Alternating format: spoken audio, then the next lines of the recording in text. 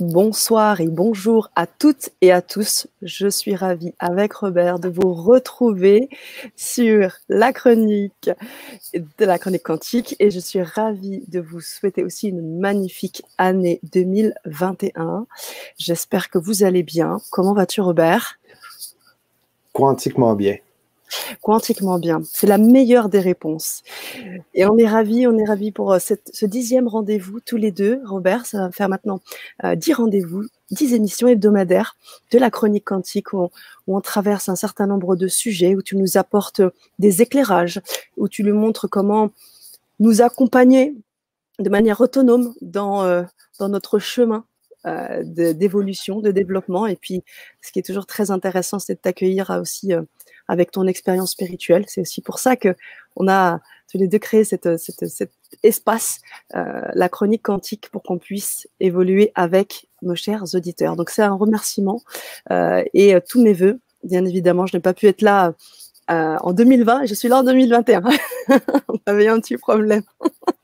Me revoici en tous les cas. Et je suis vraiment ravie de tous vous revoir. En tout cas, Robert, tu as assuré comme d'habitude.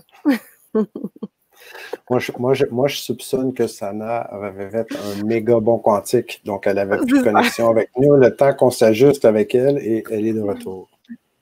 Exactement, c'est ça. Et aujourd'hui, on a un magnifique thème euh, pour ce 10e rendez-vous.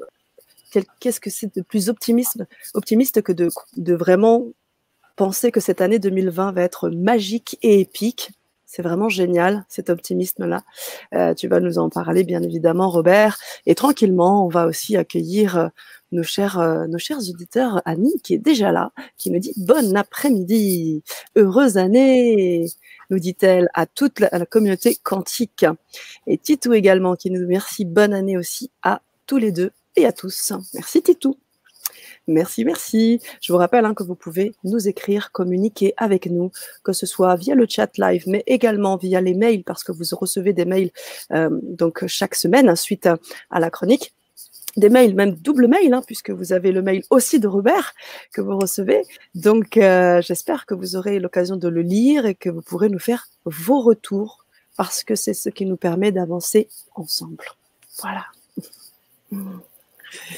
Yeah, les bonnes années à vous, Mylène Levachère. Bonne année à toi aussi, Mylène. Alors, Robert, dis-moi tout. Que 2021 soit une année magique. Pourquoi magique? Et épique. Pourquoi épique? En fait, quand tu as parlé tantôt, tu as dit on va penser à faire une année magique et épique. Moi, je propose qu'on la matérialise littéralement parce que juste y penser, ça serait vraiment intéressant. Puis, dans les mots magique et épique, c'est quelque chose qui est épique. C'est un peu comme d'avoir un conte féerique ou d'avoir un truc, la mythologie grecque, quand c'est épique, c'est wow, c'est hallucinant. Donc, que 2021 soit une année magique et épique, en fait, j'aurais le goût de tourner ça aussi, de cadrer ça dans le sens où que ça soit littéralement une année ordinaire. Parce que ce que je souhaite à tout le monde, c'est qu'une année ordinaire, une année normale, c'est une année qui est magique et qui est épique en soi parce que on est toujours en train de vivre l'instant présent, puis c'est ça qui se répète en continu, sans arrêt. Donc, pour faire de 2021 une année magique et épique, je pense que l'erreur, ça serait de vouloir la faire plus grande que nature. Et peut-être qu'on aurait intérêt à regarder la réalité que l'on vit dans l'instant présent comme étant déjà magique et épique à chaque instant. Et c'est là qu'on ouvre la voie de la curiosité, de la manifestation de cette magie qui rend chaque instant épique. À chaque matin, quand je me lève, j'ai des citations que j'ai pour chaque jour de la semaine. Et à chaque matin, ce que je lis, ça me ramène dans cette ouverture d'esprit-là. Ça me ramène dans cet accueil de tout ce qui est magique et épique, plus grand que nature. Puis je vais vous partager, si vous le voulez, si tu as envie, Sana, je vais partager avec tout le monde ce que moi je lis à chaque matin. Si ça vous intéresse, peut-être que ça peut être intéressant. Mais juste avant, il y a un truc que je voudrais partager qui m'a vraiment beaucoup marqué. Si vous voulez plonger dans la lecture, vous aussi, c'est quand même une lecture assez dense, c'est Sapiens. Sapiens. Je ne sais pas si vous avez vu là, le document Sapiens. Okay? Je vous recommande cette lecture-là. À prime abord, on dirait que c'est un récit historique, mais c'est très profond. Si vous voulez plonger, vous allez plonger. Oh. J'aime beaucoup quand on parle de qu'est-ce qui est la réalité, OK? La réalité, là, je suis en train de parler de ça, puis le mot m'échappe. C'est pas drôle, hein? Vieillir, ça sera pas long. Non, donc, quand c'est une réalité objective ou subjective, donc quand c'est une réalité dite objective, ça veut dire que c'est indépendant de notre croyance à chacun. Donc, une réalité objective, par exemple, ça serait le fait que, il y a la loi de la gravité. Hein? Le fait que, si tu mets ta main dans l'eau, mais tu vas être mouillé. C'est une réalité qui est objective. Peu importe ta croyance, ça va quand même arriver. Donc, que tu ne crois pas que l'eau, elle est mouillée, tu vas quand même te mouiller dans l'eau. On s'entend. Que tu ne crois pas que dans l'eau, tu ne peux pas respirer, mais techniquement, moi, je suis très ouvert en passant. Prouvez-moi le contraire. Je suis très ouvert avec l'expérience de la double fente que je vous avais parlé. Je ne sais pas si vous l'avez déjà suivi, écouté. Dans une autre émission, j'ai parlé de ça pour l'expérience en physique quantique qui dit que l'observateur influe sur l'électron. Donc, je suis convaincu qu'on est capable d'ouvrir des possibles, surtout, c'est pour ça le thème de la journée, de l'émission, pardon. La réalité qui est objective, elle, c'est ce qui est indépendant de notre croyance à nous. Donc, s'il y a une réalité objective, c'est comme l'exemple qu'il donne dans Sapiens, c'est Marie Curie, hein, qu'elle ne croyait pas nécessairement, elle n'avait même pas conscience, en fait, de la radioactivité. Puis ça ne l'a pas empêché, en l'étudiant la radioactivité, de mourir des conséquences de la radioactivité. Donc, c'est une réalité dite objective. La réalité subjective, elle dépend totalement de ma propre croyance à moi, de mon niveau de conscience avec cette réalité-là que moi, je m'imagine être vraie. Donc, cette réalité dite subjective, par exemple, si moi j'ai peur et je pense qu'il y a des monstres sous mon lit, on s'entend que la journée où moi j'arrête de croire à ça, mais cette réalité-là n'existe plus, tout simplement, parce que c'est une réalité dite subjective. Et il y a les réalités qui sont multisubjectives. Ça, c'est comme quand tout le monde se rassemble autour d'un même concept, d'une même croyance. C'est là qu'on va embarquer des réalités comme la croyance en Dieu, dans les religions, même le côté, la société, le gouvernement, comme en France. La seule raison pourquoi la France existe, ou le Canada, par exemple, ou l'Afrique, c'est parce que tout le monde s'est engagé à croire que c'était ça. Ce territoire-là s'appelait la France ou s'appelait l'Afrique. La même chose avec les sociétés, les entreprises. La seule raison pourquoi l'entreprise, elle existe, c'est parce qu'on a une réalité multisubjective. Au début, elle commence subjective et après, elle est multisubjective parce qu'on est plusieurs à adhérer à cette même réalité-là. Donc, c'est littéralement une question de croyance. Et pour changer la réalité subjective ou multisubjective, on ne peut jamais s'en libérer de cette croyance-là. On peut juste évoluer vers une croyance encore plus grande, plus spacieuse ou qui va sembler encore plus réelle dans cette réalité subjective.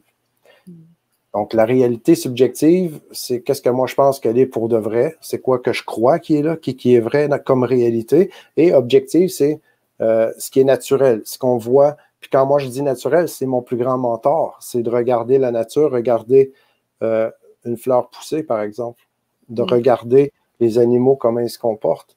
On voit à la base comment ça fonctionne. Donc, pourquoi je parle de ça maintenant? Quand on parle de faire de notre année une année magique et épique, je me dis, oui, de vouloir voir les choses grandioses, très, très grand, je pense qu'à quelque part, ça nous déconnecte de la réalité, OK, objective. Et c'est un piège encore, là, c'est multifacette, multidimensionnel notre échange, là, OK, si vous me permettez, parce que je pense que c'est là qu'il y a le plus de valeur. Mon objectif, c'est de rendre ça simple le plus possible, et en même temps, rendre ça simple dans le multidimensionnel, c'est quand même tout un bail et tout un contrat. Quand on a l'expérience de la double fente dont j'avais parlé, c'est démontré que selon notre croyance, ben, on influe sur l'électron. Donc, je recule, puis je viens avec la description philosophique des grands penseurs de ce monde où on est vraiment dans le technique, dans le pratico-pratique, dans le clérical quand on parle de réalité objective. Hein? Quand on parle d'une réalité objective, on parle d'un Thomas, quelqu'un qui ne croit à rien, qui est contre la réalité subjective. On n'est pas obligé d'être contre en passant. Moi, je préfère regarder les deux, puis de m'en inspirer, puis de nager là-dedans, comme on le fait présentement. Mais si on dit que je crois seulement à la réalité objective, si je ne peux pas toucher à ça, mais ça n'existe pas. OK? On s'entend que si je ne peux pas le voir, je ne peux pas le toucher, je ne peux pas le répliquer, un peu comme une mentalité d'un scientifique. Je comprends que l'approche scientifique, il faut que ça soit réplicable, il faut arriver à des mêmes résultats, répéter la même chose, et c'est une belle façon de le voir. Je trouve ça génial. Et en même temps, avec une réalité subjective, si on enlevait tout le côté croyance puis le côté réalité subjective dans notre réalité, dans le monde dans lequel on vit, ben on serait des robots. Il n'y aurait absolument rien là-dedans pour s'amuser puis vivre la magie, justement. Donc, moi, d'un côté, je crois que la magie, elle est possible dans notre côté subjectif ensemble, et la magie prend sa force et sa manifestation va se faire dans un égrégore de groupe qui arrive avec la multi-croyance, qui est entremêlée. On croit et on danse dans les mêmes énergies ensemble. Et de l'autre côté, il y a la réalité dite objective qui est dans le pratico-pratique. Donc, tout ça, c'est parfait. Les deux existent en même temps. C'est pour ça que je vais changer d'étiquette et je vais mettre, on a un côté réalité tangible et il y a la réalité intangible. Ça, je préfère parce que ce que je ne vois pas, ça n'a rien à voir. L'œil ne voit pas juste la réalité. C'est pas vrai. L'œil ne voit pas toute la réalité. D'où la raison pour laquelle, comme réalité objective, Marie Curie, elle n'avait jamais vu les rayons. Elle ne voyait pas ce que ça faisait avant de l'expérimenter puis que ça se manifeste dans son corps. Donc là, si on revient à la thématique d'aujourd'hui, j'espère que vous me suivez, tout le monde. C'est rare qu'on parle d'un niveau philosophique comme ça. Oui, on est... Parce qu'en fait, on fait une thématique d'avance, moi et Sana, mais je ne prépare jamais rien d'avance pour vous avant d'arriver là dans l'énergie du moment. Non, mais c'est très platonicien ce que tu nous dis. Hein. Ça, c'est... Ça me rappelle totalement ce que Platon dit sur la réalité suprasensible, quand il dit qu'il y a une réalité tangible, une qui ne l'est pas. C'est vraiment quelque chose de très philosophique. Et à côté de ça, ce que je ressens, c'est tout ce que tu dis à travers la magie de l'instant, la magie du moment, la magie d'une réalité simple qui fait la magie. Puis j'ai l'impression qu'on peut ouvrir d'autres possibles quand on se permet d'amener un petit pas à la fois notre conscience en balance, en équilibre avec notre cognitif. C'est comme si notre esprit cognitif, OK, à l'époque, là, avant que l'Homo sapiens, là, il arrête de juste chasser et qu'il y a eu une révolution cognitive. Ceux qui ont fait la connexion du joueur avec la capsule éducative là, que je vous partage depuis le début des émissions, je parle du cognitif comme la clé USB. Donc, cette clé USB-là, j'ai l'impression qu'on ouvre vraiment des portes dans notre vie de possibilités quand on est capable d'amener le niveau de la logique avec. C'est-à-dire que si je fais juste croire et avoir la foi dans quelque chose de plus grand que nature, je ne suis pas certain que ça va se manifester dans ma réalité parce que j'ai comme une partie de moi qui est comme pas capable de comprendre la logique de cette croyance-là. Et je suis un fervent croyant de l'importance de rester uni, complet avec soi-même, de rester connecté avec le tout. Donc, on parle de spiritualité, on parle de la source. OK, est-ce que pour être complet spirituel, il faut être séparé de Dieu, séparé de la source, de l'univers, ou est-ce qu'on a intérêt de se voir comme étant un avec la source? Moi, je fais partie de ceux qui croient qu'on a grandement à gagner de faire équipe avec la source, de rester connecté, de faire un. C'est d'ailleurs la raison pour laquelle j'ai créé le protocole de connexion aux joueurs avec la capsule que je partageais. Et quand on regarde tout ça, oui, il y a une réalité objective. On est capable de voir, OK, ça c'est concret. Quand je cogne sur mon bureau, ben on entend du bruit, c'est du bois, OK, parfait. Que la tasse qui est là, si je mets du liquide dedans, mais elle va rester dedans, donc c'est génial. Et de l'autre côté, de voir que ben, j'ai la liberté de pouvoir croire en ce que je veux, comme je veux, quand je veux. D'un côté, si je pense que la réalité objective, c'est juste ça qui est important, ben, je rejette toute la magie que je porte déjà en moi pour se manifester. Si je crois juste à la magie, mais je rejette le côté objectif, j'ai l'impression que je rejette aussi la magie en moi, puis je fais que je vais juste la vivre dans ma tête, dans mon esprit, parce qu'il y a une partie logique en moi qui ne veut pas se rencontrer. C'est comme si les deux polarités ne sont pas en commun accord. C'est comme si je ne peux pas être complet dans mon côté créateur. Donc, en voyant ce que je partage, quand je vous ai partagé l'émission, la vidéo, quand je vous ai recommandé d'aller regarder l'expérience de la double fente en physique quantique, je vous ai dit que si vous étiez toujours sur votre chaise après l'écouter, si vous n'étiez pas tombé en bas de votre chaise, c'est que vous n'aviez pas compris. C'est juste pour expliquer que c'est prouvé maintenant dans la réalité. C'est comme si la réalité intangible, elle était concrètement confirmée qu'elle existait et qu'elle avait une influence sur la réalité concrète, tangible. C'est comme si ces deux réalités-là venaient de se marier et qu'on venait de voir concrètement que juste avec ma croyance, j'impose la molécule, donc la réalité, elle, qui est là, qui est objective, elle est le résultat à un certain niveau de ma croyance pour se conformer. Donc, je ne sais pas si vous me suivez, les amis. J'aimerais ça voir vos commentaires, à moins que vous êtes partis dans les limbes avec ce que je viens de partager. Je suis vraiment désolé, mais je trouve ça tellement riche, ce que je partage. Personnellement, je vibre comme ça quand je partage ces trucs-là. Je vis pleinement. Ça me passionne littéralement. Et pour moi, c'est un devoir de partager cette information-là parce que c'est une preuve qui amène le cognitif, le cerveau, à devoir se conformer, à réaliser puis à accueillir que ce que j'ai comme magie à l'intérieur de moi, mais ce côté magique, ce côté qui dépend plutôt de ma réalité subjective que objective, que les deux ont intérêt d'être en équipe ensemble. Et c'est ça que je trouve vraiment génial. Complètement. Et surtout, alors on va bien sûr accueillir les retours de nos chers auditeurs, mais ce que je vois là, c'est aussi que très souvent, pour arriver à ce positionnement dont tu parles, ça demande d'avoir quand même fait du chemin, d'avoir cheminé du point de vue spirituel, d'avoir pris de la distance, d'être dans la conscience de ce qu'on fait. C'est pas toujours évident pour tout le monde. Là, les personnes qui sont avec nous, les auditeurs, la communauté de la chronique, ils sont des gens déjà éveillés, qui avancent. Mais pour d'autres, hein, ne serait-ce que dans nos propres familles ou chez nos propres amis, c'est pas toujours évident d'amener, de pouvoir communiquer en fait avec eux parce qu'ils sont pas forcément à ce stade-là, quoi. C'est pas évident. C'est ça que je voulais dire. Ben, en fait, oui, il y a un chemin à faire, puis c'est ça le jeu de la vie au final. Donc, le jeu de la vie, personnellement, c'est ma réalité que je vais vous partager. Pour moi, mon côté subjectif ramène avec l'objectif en même temps.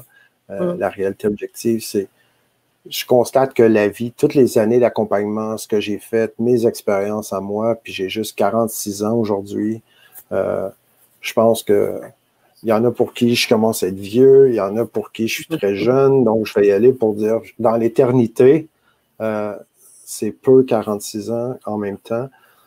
Ben, je pense que la vie, c'est un jeu, puis on va tous apprendre à y jouer inévitablement. Qu'on le veuille ou non, on apprend tous à y jouer. Puis même quand on ne le veut pas, puis on rejette ou on est en aversion avec la vie, ben, on est en train de vivre exactement ce qu'on a à vivre pour apprendre à y jouer. La question, c'est, est-ce qu'on veut résister? Est-ce qu'on veut continuer de subir notre vie pour apprendre en souffrance?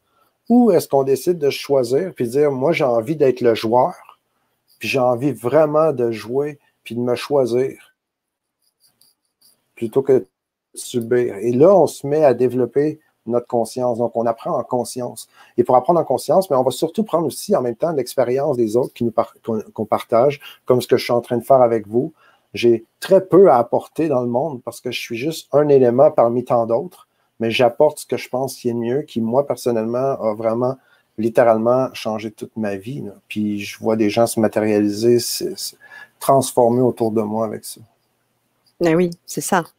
Car tu as aussi cette faculté d'accompagner en tant que coach et ça, c'est magnifique, vraiment magnifique. Merci, Robert.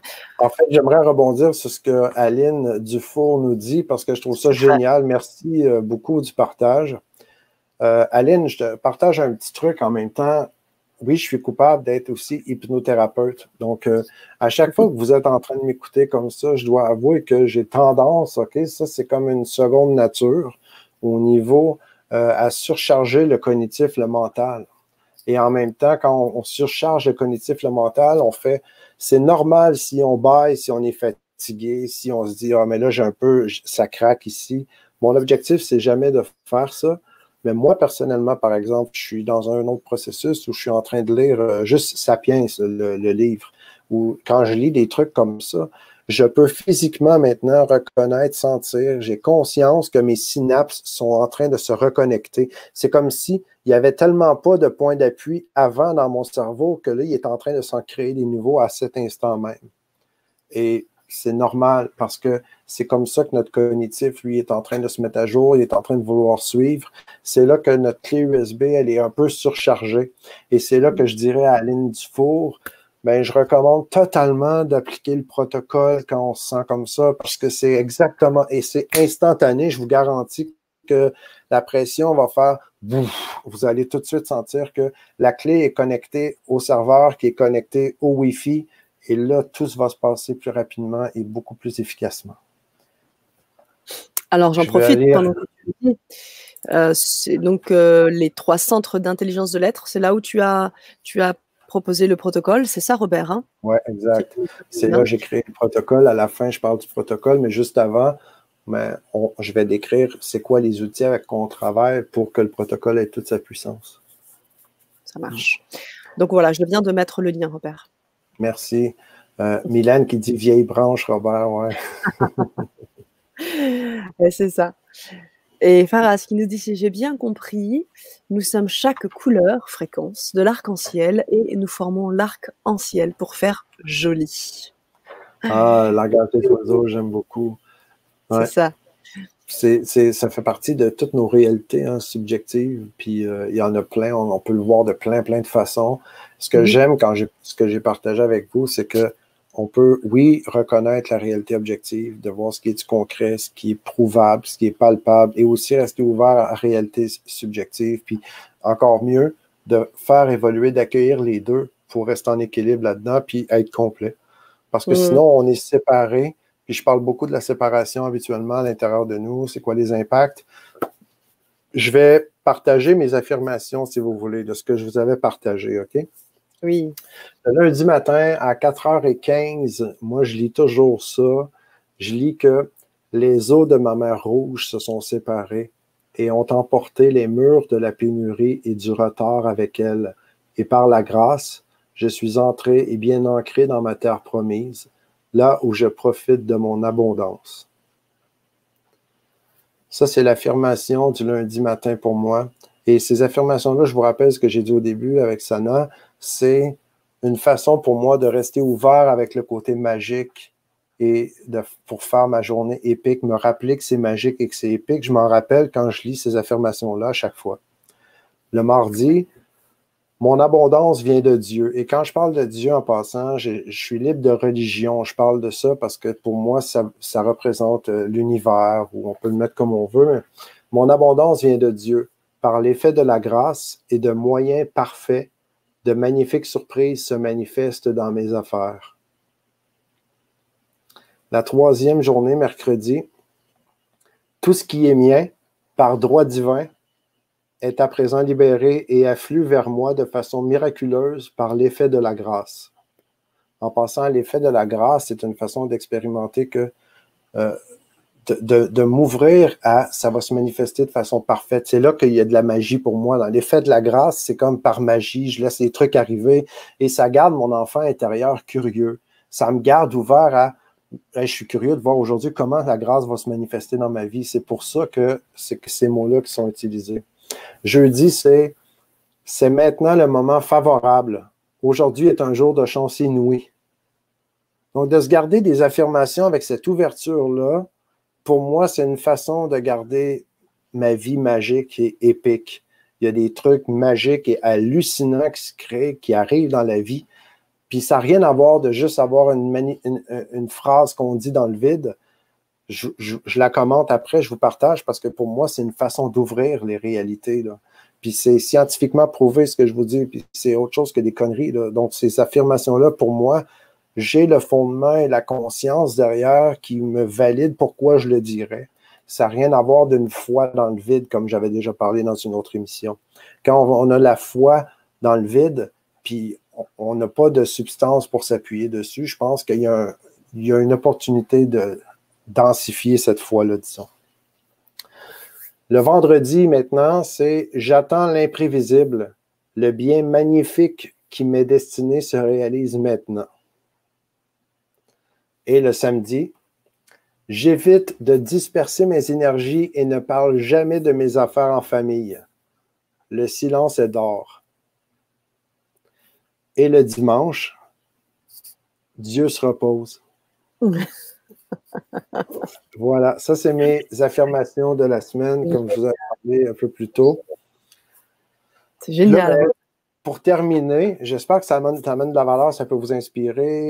Oui, il y en a qui aimeraient les avoir à l'écrit, qui nous demandent, vous pouvez mettre ces affirmations par écrit SVP. Ah là là. Ouais. En fait, je vais le faire maintenant, si tu veux, Sana, dans les posts. Mais Tac. ouais, je t'en prie. Voilà. Waouh. C'est fait, les amis. Voici. Oh, est-ce qu'on voit bien? Je ne suis pas certain qu'on voit. Non, attends. Est-ce que ça a fonctionné? Il faut, ouais, d'un seul coup, il faut falloir que tu mettes petit bout par petit bout. Peut-être lundi, mardi, un peu différemment. OK, mais je vais le faire. OK, promis. Je vais faire ça. Bien. On va voir. Parce que là, on voit un truc qui a comme pas de sens. Justement, j'ai une question. Robert, pourquoi tu mets ces affirmations sur ces jours précis? Est-ce qu'il y a des symboliques ou est-ce que c'est en fonction de ton inspiration? Comment ça s'est passé en fait? C'est 99% intuition, 1% de 1% c'est jouer le jeu. Puis en même temps, mais ça fait vraiment du sens pour moi parce que quand je regarde celle du samedi qui dit de jamais parler de mes affaires en famille, c'est pas vrai que je respecte toujours ça. Par contre, par expérience, j'ai vu souvent que quand je parlais de mes trucs avant de les faire, les paroles s'envolent. Donc, ça revient avec ça, à dire les paroles s'envolent. Puis en même temps, pour moi, la grande valeur du samedi, c'est que je souhaite développer encore plus de relations familiales, de revenir à mon essence avec ceux que j'aime beaucoup autour, puis que je mets peu de temps avec la famille, parce que je suis tellement passionné de ce que je fais dans la vie, d'aider les gens, que je ne fais que ça, on dirait, de juste... c'est drôle, hein? Là, on voit dimanche, Dieu se repose, dimanche, Dieu se repose, dimanche, Dieu se repose. Écoute, on termine, il est rendu, il reste très peu de temps. Tout à fait. Je vais aller rapide avec notre sur le support du participant. Absolument. Donc, vous avez reçu par courriel, j'espère, votre support du participant. Sinon, oui, je vous invite à vous inscrire pour qu'on puisse communiquer, envoyer des trucs comme ça pour vous. Là, je vais aller un peu dans un cadre différent. Je vais mettre ça dans le pratico-pratique, qu'est-ce qu'on vient de parler. Je vous invite, comme à chaque fois, à laisser décanter ce qui va se manifester en vous avec ce que je viens de partager. C'est mon petit côté hypnothérapeute qui aime beaucoup donner du love. Que 2021 soit une année magique et épique dans le support du participant. Est-ce qu'on peut le partager à l'écran, Sana? Oui, bien sûr. Je ne sais pas une seconde. Je vais voir comment je peux encore. Je peux le mettre. Screen. Tu l'as, toi? Oui, je l'ai. Je viens de faire partager. Je te laisse jouer avec les écrans. Okay. Ça marche. D'accord. Est-ce qu'on peut le voir plus grand, tu penses? Oui, on peut. Hop, clac. Mais là, on ne se voit plus, par contre. Nous, on ne se voit juste pour comme ça va être mieux.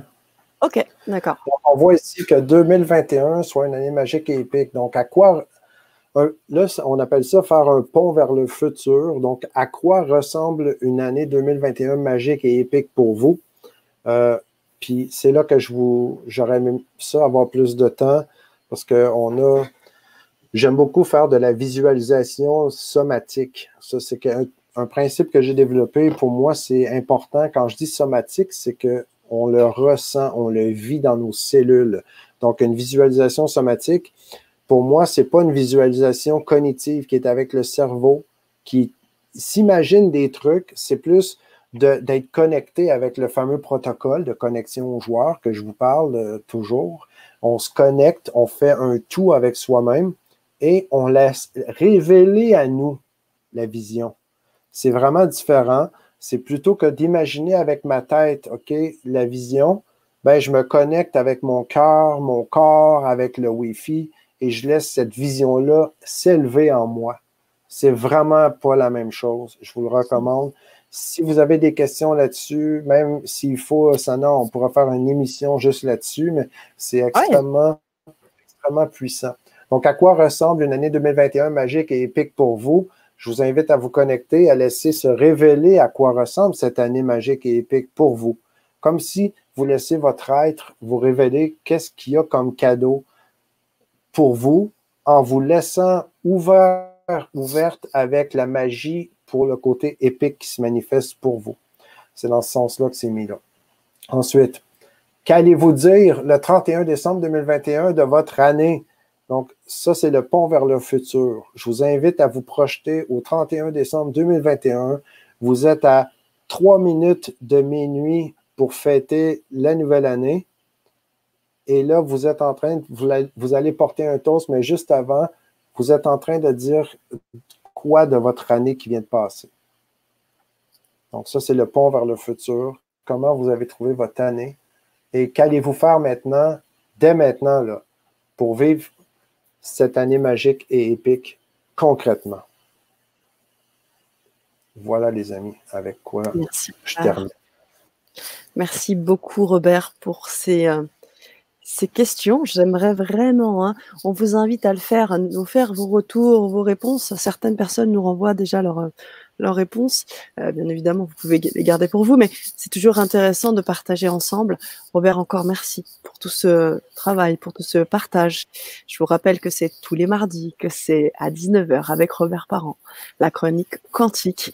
Et on aimerait partager, continuer avec vous. Donc, faites-nous vos retours.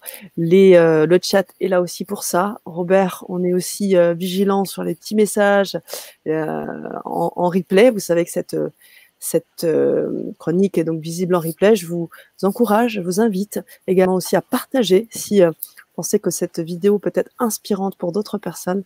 Partagez-la. Et je vous rappelle également que Robert, vous pouvez aussi le retrouver sur Facebook parce qu'il est également sur Facebook grâce à sa chaîne qui s'appelle R Parent Coach. Voilà pour moi. Merci, Sana. C'était très, très cool. Très heureux de commencer l'année avec vous, le 5 janvier. La semaine prochaine, le 12 janvier, à Sana, c'est la 11e émission. Donc, ça va être vraiment très cool. Et la thématique de la semaine prochaine, c'est s'unir avec notre inconscient pour faire un. Une thématique que j'aime beaucoup puis qui est avec ça recoupe important. Ça recoupe un peu à ce que tu disais aujourd'hui, hein, sur en fait, tout ce que je vais dire j'ai l'impression que tout ce que je vais dire pour le restant de mes jours, ça va être la même chose que je répète des angles différents. Bah, l'essentiel, c'est que le message passe et des fois, il passe pas avec toutes les personnes et parfois pas tout de suite avec les mêmes mots. Donc, vaut mieux répéter pour que ça rentre pour tout le monde, en fait. Mais en fait, c'est quand on fait un avec soi, quand on applique le protocole, quand on est aligné avec l'essence véritable, c'est là que la magie s'opère. Puis c'est vraiment incomparable. On ne peut pas imaginer avec le cerveau comment notre vie peut être autrement que de faire équipe avec soi-même puis d'élever notre jeu pour vraiment la vivre, hein, ce que j'appelle cette vie qu'on est censé vivre, qui est comme notre ADN, elle est déjà codée dans nos cellules, mais il y a une façon de la laisser se libérer. C'est pas en faisant tout et n'importe quoi. On peut y aller par coup de chance, mais il y a des façons de le faire et c'est ce que je m'applique le mieux que je peux partager avec vous tout le monde. Tu le fais très bien, Robert. Et on va partager avec toi, si tu veux bien, avec tous les auditeurs, et bien les vœux aussi de Anne-Marie qui sont magnifiques. Pour ma part, je souhaite la paix dans le monde, que l'année 2021 soit amour, joie, paix et santé, bonheur. C'est pas magnifique. Et je remets également pour Aline le petit lien. Alors, je vais le mettre peut-être dans le chat qui demande pour la chaîne YouTube de Robert. Donc, je vous mets ça dans le chat. Je vous En invite passant à... à la chaîne YouTube, là, je suis un peu gêné parce que ça fait pas longtemps que je l'ai lancée. Puis je commence à développer ma compétence de voir comment je peux aller faire mes trucs là. Sinon, c'est Robert Parent Coach sur robertparent.coach sur Facebook. Là, j'étais plus présent. Ou partout, Sana, mes réseaux sociaux, c'est toujours R-Parent. R-P-A-R-E-N-T sur Facebook, sur YouTube, sur Instagram aussi, c'est la même chose. Donc, ça va me faire plaisir de vous retrouver un peu partout sur les réseaux, vraiment, vraiment. Puis, je lance, là, je vais ouvrir les portes, Sana, si tu me permets en terminant. Je vais ouvrir les portes d'ici la semaine prochaine ou plus tard. J'ai eu beaucoup de demandes pour donner accès à Passion, Valeurs et Compétences de l'Académie Résultats. C'est vraiment un accompagnement que je vais faire pour l'année au complet. En fait, on est le 5 janvier et l'accompagnement va aller jusqu'au 5 décembre. Pour l'alignement personnel, ça va durer 4 mois. Pendant 16 semaines, je vais donner plus de 21 heures d'accompagnement en personnel, en groupe. On va faire ça en live. Donc, ça va vraiment être assez féerique, magique, justement, pour l'alignement avec l'essence. Donc, ce que je vous ai partagé avec l'application du protocole, mais j'ai développé un processus pour s'aligner vraiment avec notre essence véritable, ce que j'ai appelé passion, valeurs et compétences, parce que pour moi, quand nos passions sont alignées avec nos valeurs et nos compétences qu'on a développées naturellement, mais là, on peut vraiment prendre la place qui nous revient dans le monde. Puis ça fait des années que j'accompagne les gens, c'est assez merveilleux tout ce qui se passe dans ces processus-là. Je n'en doute pas. On n'en doute pas du tout, Robert. On n'en doute pas du tout. Je te remercie encore pour cette belle émission. Encore une fois, de nouveau, pour notre 10e rendez-vous, bientôt le 11e, mardi prochain. Et je dirais juste une petite chose à Aline. Je ne sais pas si vous faites partie de la liste exclusive, mais qui nous demande où se connecter, etc. On a donné des capsules gratuites. Robert a donné des capsules gratuites, mais à côté de ça, vous pouvez vous inscrire sur la liste exclusive pour recevoir des mails réguliers avec justement le support du participant et le calendrier qui va commencer à s'étoffer puisqu'on a maintenant entre dans 2021, donc vous allez avoir de belles surprises. Enfin, je ne vous en dis pas plus. Merci encore Robert, chère communauté de la Chronique Quantique. À très vite, portez-vous bien et à mardi. Au revoir Robert.